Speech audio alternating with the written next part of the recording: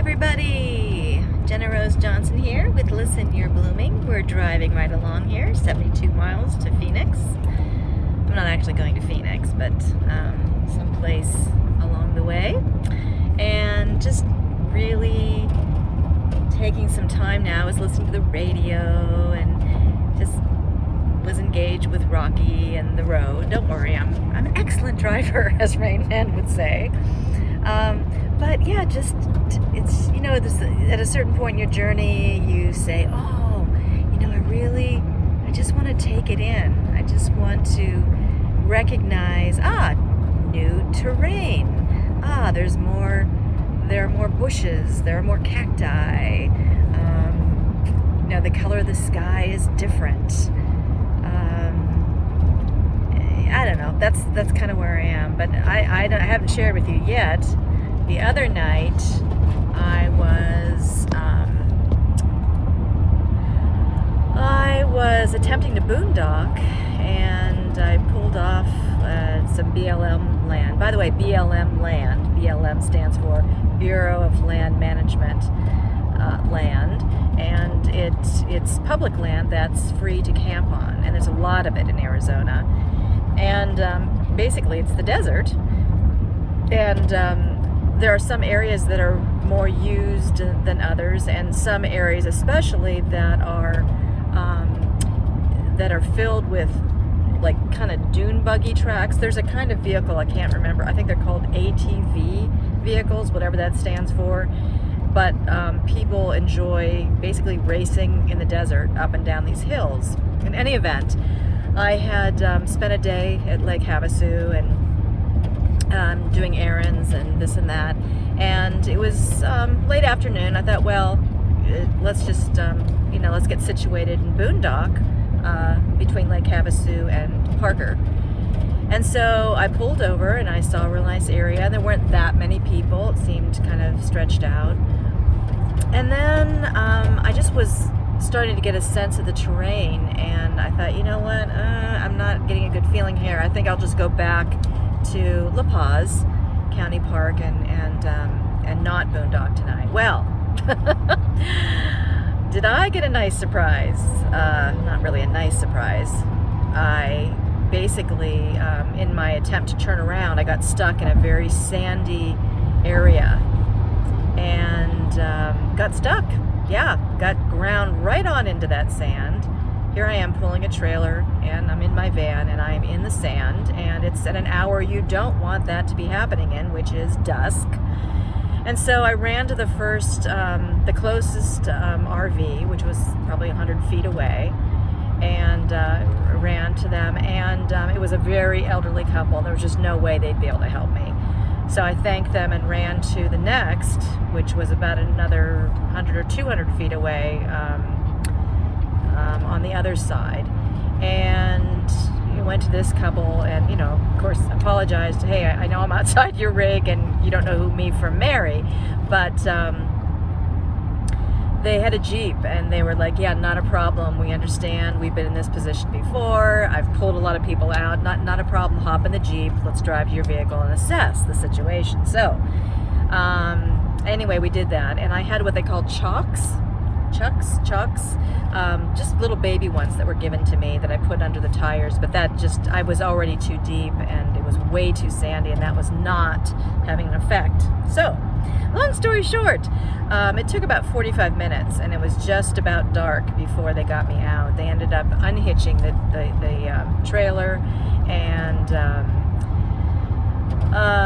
he pulled me out with his, just the van out with his Jeep, and we pushed. His wife and I pushed, in an orchestrated event where, 1, 2, push kind of thing, and put big rocks underneath the tires. And he was able to get it out, and none too soon. It was, by the time I was then just up on the highway, got off of the boondocking land, or the desert BLM land, I was on the road, and it did turn dark quickly. So yeah, I drove quickly back to the park and came in after hours and took care of that the next morning. But yeah, it really lesson learned. when you are choosing a site for the day, if you're going to be in BLM land and you're going to be in desert land, you have got to inspect it. I mean, in fact, I would recommend just pulling off the road at in a pull out or something near the area and walking the land first, really getting a sense of, okay, where is there enough stone? You don't want to get caught in sand. It is not fun and it's dangerous. And if there hadn't been people around, I don't even want to think.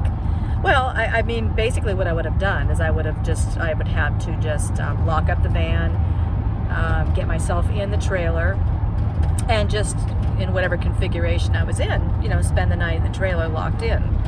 Not what I wanted to do. And thank God I didn't have to do that. But and just really amazing people. Victor, Ann, and their dog Rusty, this big, beautiful poodle crossed with a Labrador. I think he called her Labradoodle, and just a beautiful dog. The most gentle Ben, comforting. It was what a great presence during that whole thing. And I put Rocky in the van, or back and forth between the van and the trailer as we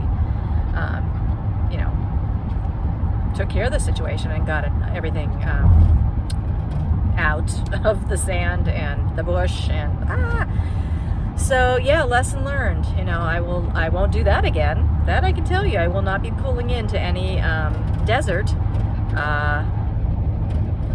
unless I know it is all stone underneath my tires, and yeah, like that. So okay, I learned my lesson. Don't pull into desert you don't know at dusk. Not a good idea. So now I'm just, like I say, I'm on my way to Arizona, or excuse me, on my way to Phoenix. I'm in Arizona. On my way to, I'll have the trailer looked at tomorrow, so I wanted to get here a day in advance so I could kind of, get a sense of the area, see if I want a boondock, if there's places. I did do some research last night at various state parks and camping grounds and boondocking areas, so I'll spend today in bright sunny day checking out those areas. I might end up just staying at a rest stop or a Cracker Barrel or something like that, so I have scattered out those areas. So that's my little report for the day, and my lesson learned. So if you're watching this and you're just getting started on your journey in a van or an RV or whatever, those are some really important things to be thinking about.